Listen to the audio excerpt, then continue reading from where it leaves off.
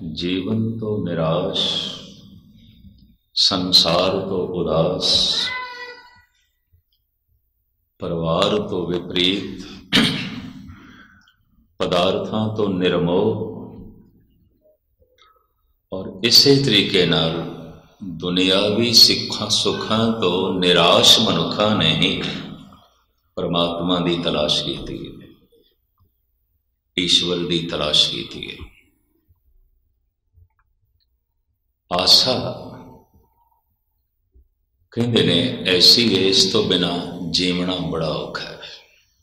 कहते न जब लग श्वास तब लग आस। एक एक श्वास चलती है, नाल आशा चलती है। कुछ अरसा पहले मैं एक विद्वान के ख्याल पढ़ रहा सी, कवि दिन करदे भारत विच ये हो गुजरिया हिंदी ਸਾਹਿਤ ਦਾ एक चंगा उगा रतन। एक कहता है मनुख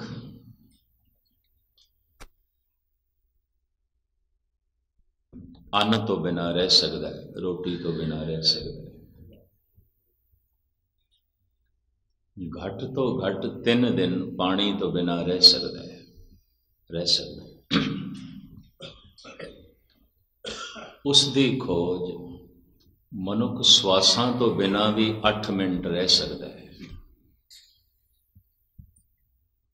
बंद हो गए श्वास, हजारां ऐसे केस फिर चलन लग गए। उसकी अपनी खोज उन्हें हजारां मनुख अगे कीते ने। प्राणायाम की जो जोगियां की साधना है, श्वासां नूं रोक लेंदे ने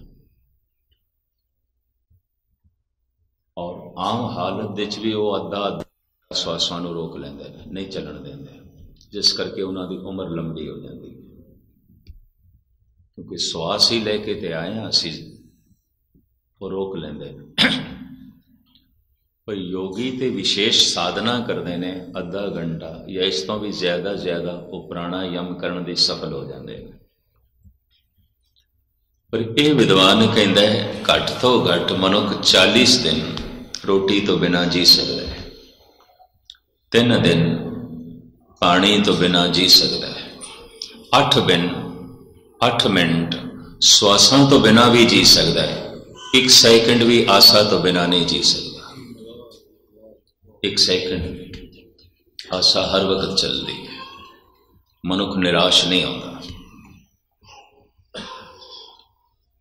टूट जाती है आशा किसी वक्त पुत्रां तो, इस तो की सुख मिलेगा, फिर आशा जुड़ जाती है, चलो आज नहीं मिले या कल मिल जाएगा। टूट जाती है आशा पत्नी तो, पति तो, की सुख मिलेगा इस तो, फिर जुड़ जाती है, शायद आज नहीं मिले या कल मिलेगा। टूट जाती है आशा माँ बाप तो, भरावां तो, बहना तो, बच्चियां तो, फिर जुड़ जाती है, चलो अज सुख नहीं मिले कल मिलेगा। टूट जाती है इस जीवन तो आशा, फिर जुड़ जाती है, चलो अज सुख नहीं मिले, अज मेरे यतन सफल नहीं होए, कल हो जाएंगे। एक मैं अर्ज करा, सुख प्राप्ति दे यतन संसार दे किसी दे भी सफल नहीं होंदे ही नहीं। क्यों?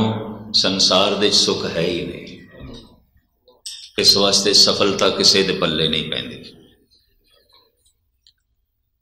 बाली रोवे नाए भतार, नानक दुखिया सब संसार। जिस दिन सारा संसार दुखां दी अग विच जलदा होया दिखाई देवे अपने समेत, तां ही मनुख धर्म की तलाश कर सकता है, उस तो पहले नहीं। ताई मनुख परमात्मा की तलाश कर सकता है, वरना नहीं। वरना मंदिर मस्जिद गुरुद्वारे भी संसार लई आउंदा है, निरंकार लई नहीं आउंदा। आशा है, मैं हुणे अर्ज की, आशा तो बिना 1 सेकंड भी नहीं जी। ये आशा ही तो खिंच के गुरुद्वारे ले आउंदी, आशा संसार दी, आशा ईश्वर की थोड़ी है। तो मुख्तसर मैं अर्ज करा, भुलेखा रहिंदा है बंदे नूं मैं दुखी हाँ, पड़ोसी बड़ा सुखी है। मैनू मिलते हैं लोग फलाना तो बड़ा मौजा पिया करता है, और इंज भी कहते हैं असी ईमानदार हाँ, दुखी हाँ, बेईमान मौजा पे करते हैं। असी दुखी हाँ, सतसंगी हाँ, पर जिहड़े कुसंग दे च बैठते हैं रोज़ मौजा पे करते हैं, तो जिसनों मौजा कुसंग दे च दिखाई देंदियां ते सतसंग दे च दुखी ने, तो तुसी अंदाज़ा लगाओ किन्ना क सतसंगी होवेगा। सतसंग दे च बैठा होया भी कुसंगी नहीं तो होर की है, जिन्हों मौजा दे कुसंग दे च दिखाई देंदियां। जिन्हों ये दिखाई देंदा है बेईमान मौजा पे कर दें, ईमानदार असी दुखी हाँ, तो जिन्हों मौजा बेईमानी च दिखाई दे रहे हैं, इसका ईमानदार होना कितना सच्चाई ते खड़ा है। इस दे ईमानदार होने की सच्चाई होगी, सिवाय पखंड तो होर की होगा। पर यह भुलेखा है। एक बेईमान मानसिक तल ते जितना पीड़ित होंदा है, दुखी होंदा है, वह बयान नहीं किया जा सकता। बाबा फरीद कहते ने पहले मैनू भी भुलेखा सी कि मैं दुखी हाँ, पर मैं निवाण दे खड़ा सी, खड़ दे खड़ा सी, भुलेखा रह गया। अपना आप थोड़ा दिखाई देंदा सी तो मैं दुखी, और दूजियां दे घरां च मैनू चानना दिखाई देंदा सी, रोशनी दिखाई देंदी सी। मेरे घर अंधेरा है।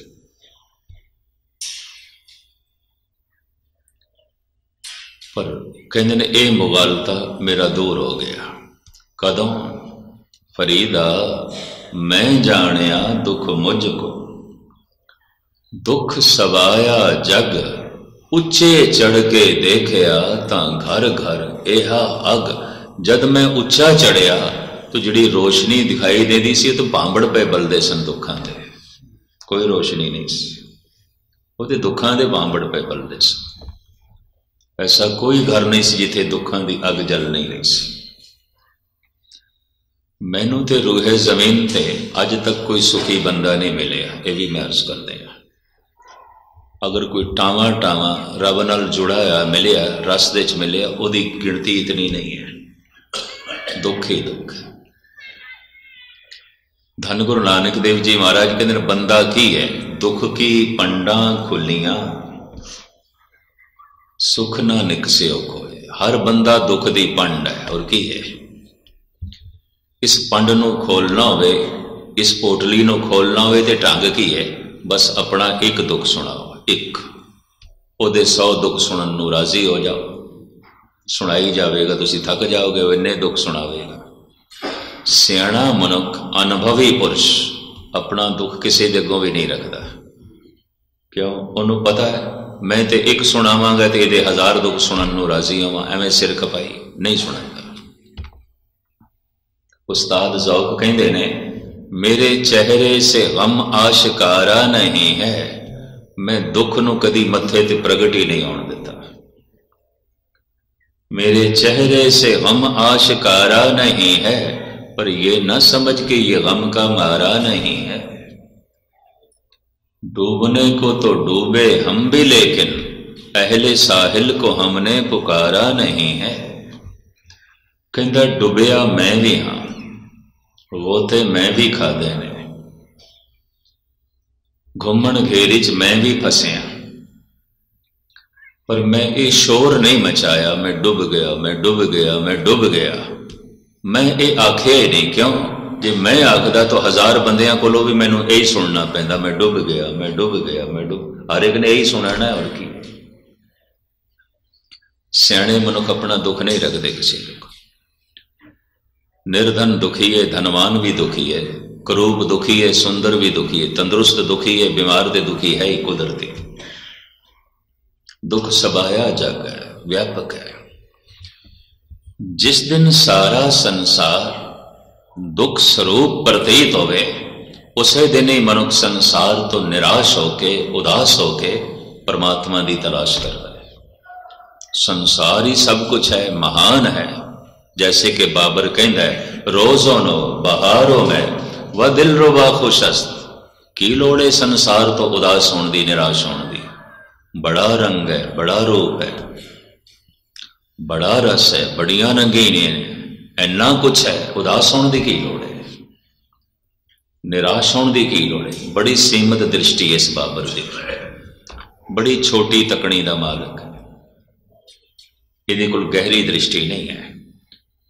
गुरु नानक नूं दिखाई देंदा है, जगत जलंदा रख ले, हे प्रभु सारा जगत जलदा, पांबड़ी पांबड़ ने रख ले, बख्शिश कर।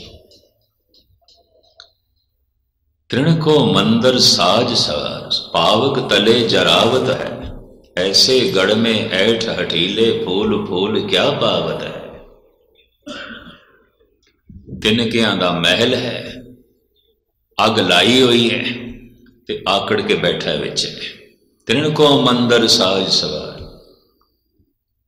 पावक तले जरावत है, अग बाली हुई है ते तिनकियां दा महल, ऐसे गढ़ में ऐठ हठीलो, फूल फूल क्या पावत है। गुरु अर्जन देव जी, जिथे भी तू रहिंदा पे तेरे घर नूं ते अग लगी हुई है, अग दे च ही रहिंदा पे, की आकड़िया है सिवाय दुखां तो होर की है। पर मैं अर्ज करा, बेहोश मनुख जितना होवेगा, बेहोश शायद अग दा उसनूं पता ना चले। बेहोश जो है, जितना अचेत मनुख होंदा है उतना उसनूं दुख का पता नहीं आता। ये भी मैं अर्ज करा, एक बच्चा इतना दुखी नहीं है क्योंकि बेचारा बालक बुद्ध अचेत,